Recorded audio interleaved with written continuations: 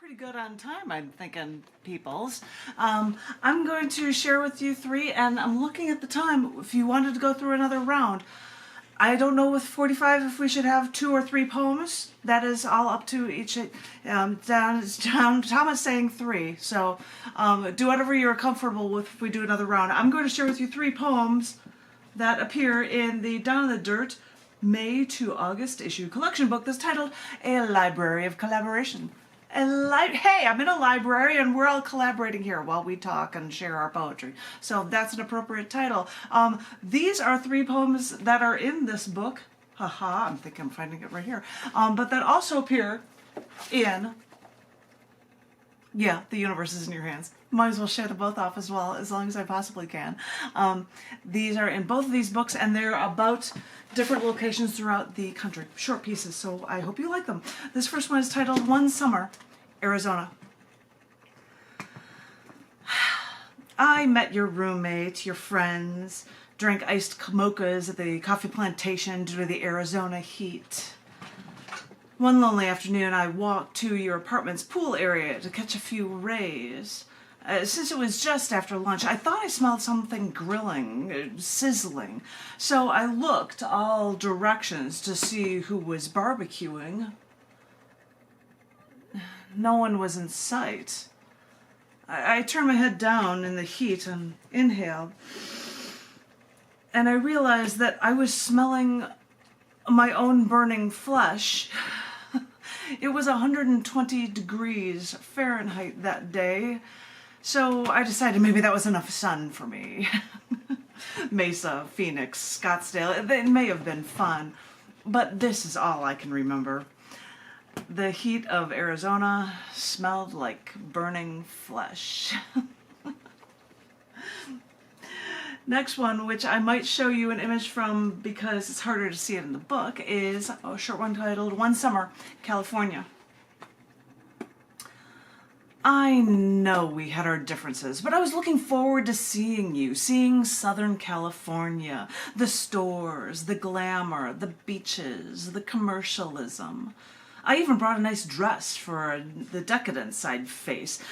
But after picking me up at the airport, you had to cart me away with your religious troops to the wilderness, leaving me at a campsite while you went off to church.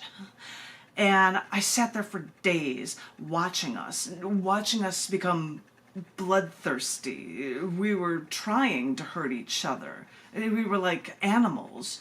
You weren't playing fair, doing to me what I had no way to defend myself from. And when I made the effort to fly across the country to see you, and this was my thanks.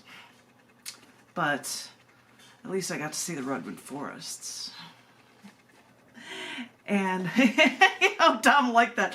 And I think that I might have used this photo of me inside one of the redwoods for doing a thing for, I see the cats running everywhere, for doing a show. Where is it? 5 Dirt.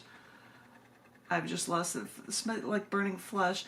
I think it might have been one of the cover shots when I did one of my features for the Baha'i Faith Center. I think of a nature theme one. It's really hard to see, but I'm inside of a big old redwood trunk. So why not? But I won't show you any more images. I'm just going to show you share this last poem with you of a different part of the country. This is titled One Summer, New Hampshire. I remember visiting you in New Hampshire. This was before I became a vegetarian, and I wanted to try lobster in Maine. But instead, I settled for the mess hall at the Air Force Base.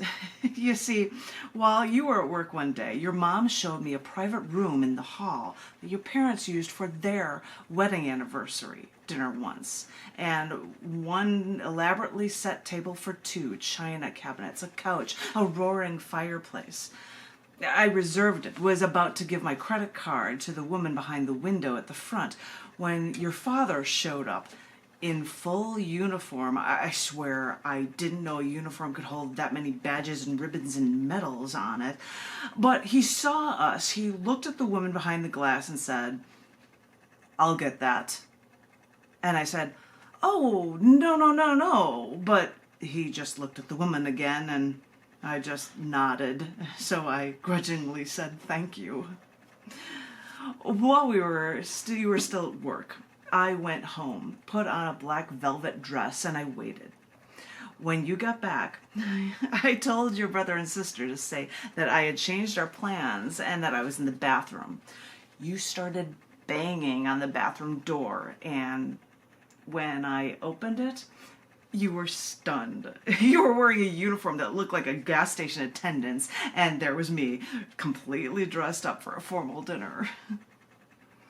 After a perfectly lovely private dinner, it didn't matter if it was in Maine that I'd never eaten lobster. We went for a stroll outside. You held my hand, and I remember thinking that I wanted you to kiss me. We talked about that night since then, and you said you wanted to kiss me then too. But I think we're both glad we never did, because I promise this friendship we have will always mean more than one kiss ever could. Although I'm going to kiss my cat a lot. That is my fill from the Library of Collaboration for you guys. Looking at the time, you guys decide if you want to do 1, 2, or 3. It's all on you, and we'll go with another run. Lorna is no longer here. Sniff, she had to leave for her thing, so I'm hoping, sorry I'm putting you down, cat. Callisto, my little Callie Pie. So I hope, John, you are ready to read things, because I would love to be able to hear from you if you're ready, my darling.